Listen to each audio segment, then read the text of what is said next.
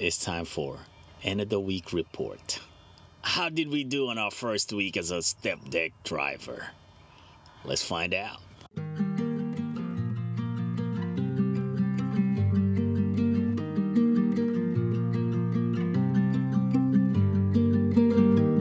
First is how y'all like my hat, huh? So this week we went from Elba, Alabama, right, to pick up the trailer.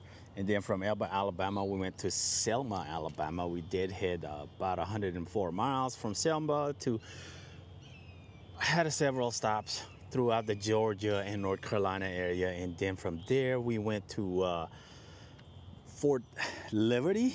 We did head from Elizabeth City, North Carolina to around the Fort Liberty area because I needed some things, you know, for the truck.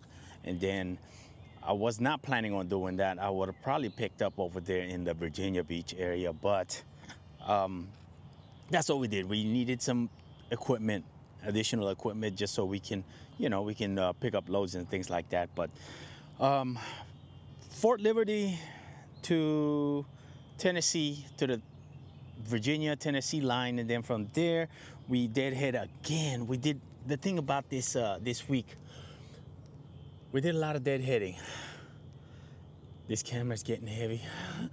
But we did a lot of deadheading. Then, so we, from Fort Liberty to Fall Branch, Tennessee, from Fall Branch, Tennessee to Livonia, Georgia, from Livonia, Georgia to, there was stops in the North Carolina area on that load. So we ran a total of 2,115 miles, and we gross a total of 6,270, and that all miles is, we're averaging $2.96 a mile. I would say for the first week as a StepDeck, I'd say it's a little bit harder. It's a little different, you know, compared to a flatbed, which what I'm used to, and also power only and van, right? But StepDeck's definitely a little different, you know. But I have to pat myself in the back for that. I think we did okay, you know. I mean, yeah, it can't be that difficult, right? I mean, you've already been working with flatbed, you've already been working with van, you've already been working as a power only. As a matter of fact, power only is probably going to be like 10 times harder than freaking StepDeck, you know. But definitely a different animal, that's for sure. Anyway, loaded. No, I didn't calculate the loaded. Okay, yeah, I did not calculate the loaded miles. So I did calculate the fuel. We average about 7.2 throughout the whole week, throughout those 2,100, because it's all light load. See, that's another thing. It's like, that's the thing I'm liking about the StepDeck setup, is that it looks like it's gonna be a lot of light load if you pick and choose the right loads, you know, and it's not like where sometimes in the flatbed world, especially on the open deck like flat deck, a lot of times you don't got a lot of choice, you know. I mean, if you want to make money, right, you gotta pick up heavy, you know. But anyway, we averaged 7.2, and we used about 293 gallons of fuel, and that's a total of 1,057 when you average. I believe I put this on 360. I multiply this at 360, so 360 I believe we average around the area, or during this time around. So, and that's gonna be like, man, 16% off the gross in fuel. You know what? That's not too shabby. You know, man, even though this truck is actually giving us some problems right now, I'm still very happy. One thing you got to realize about trucking is that, specifically on breakdowns will happen, you know, and you're hoping that they won't happen just so you can continue going. See, the thing, the biggest problem about breakdowns in trucking is when you break down, and then a lot of times, a lot of the shops, they're gonna try to rip you off, and well, not rip you off, but they just like, so on this problem with the camshaft that we have right now, oh, by the way, we're having problems with the camshaft if you haven't seen my last post. Anyway, the camshaft has a pitting to it, and the intake rocker, it's got a little bit of pitting, and it's wearing it out, you know. And so the problem with that is we're gonna have to replace the whole camshaft. So I ordered the PDI, which is aftermarket. Now I asked around for quotes, right? The dealership in Oklahoma City gave me a quote for over 10K to get this done. This is a rough estimate. This is not, that's not gonna be your final end of the bill, right? That's not gonna be your final bill. So more than likely, it's probably gonna be around 14K, okay? Unless they find something else. See, the thing about dealers, right? When let's say they see metal shavings inside, you know, which of course you're gonna have metal shavings, right? I mean, it's freaking eating up the doggone cams and the roller.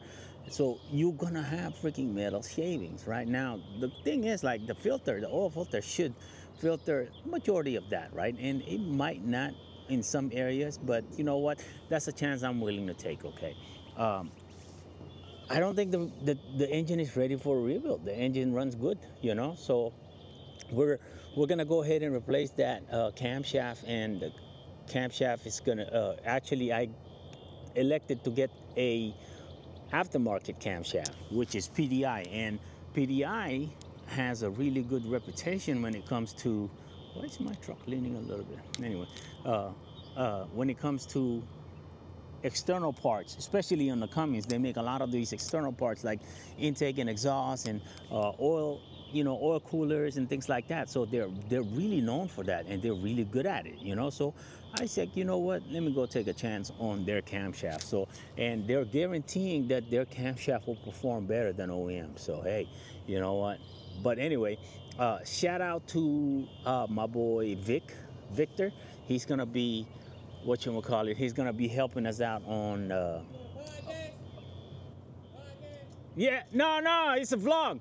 But anyway, so it's my boy Vic, man. Shout out to my boy Vic. So, like, see, the camshaft, doing the camshaft is no big deal, okay? I can handle it. The only thing I'm not really comfortable with when doing the camshaft is timing the gears, right? When you gotta time the gears. But one thing I found out is, like, you really don't gotta time the gear.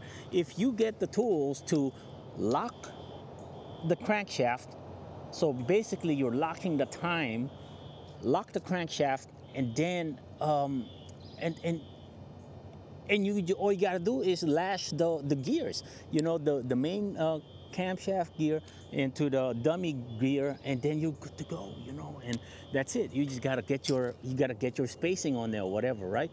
But anyway, that's a whole nother vlog, and we're gonna make that repair on this truck, you know. But right now, I mean, we running it. We're not running it hard, but we are running it, okay? I don't think it's gonna hurt anything. I even asked one of the technicians, I showed him the picture, you know, he said, man, you should be okay, man. Like, just don't dog it, but change it as fast as possible, you know. So that's what we're doing now. Anyway, this is supposed to be an end of the week thing. I think we did really good for end of the week. I'm very optimistic about it, you know. I mean, even though I think if we can cut down on our deadhead miles, right, and then maybe gross up to about 7K, I think we're okay, you know. And it's based on what I'm seeing, 7K is definitely a possibility on this setup. So anyway, we will see y'all in the next video.